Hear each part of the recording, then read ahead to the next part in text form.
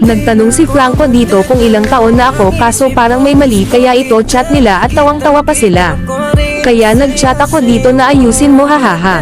Tapos ba't hindi pa daw ginawang order sabi ni Alice at pinana ko daw puso ni Franco. Kaya sinabi ko naman sa kanya na tinamaan ka naman.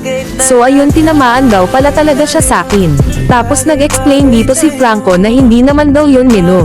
Ang lakas ata ng tama sakin ni Franco kasi kahit hindi daw siya si Romeo siya daw kukumpleto sa buhay ko at magliligtas sana all sweet diba.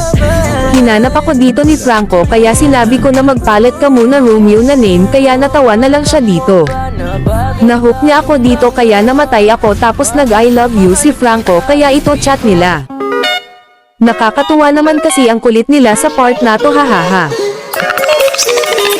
Alam niyo ba na kapag share niyo ang 8th anniversary event sa loob ng 3 araw ay maaari niyong makuha ang emote na happy 8th anniversary ng libre lamang.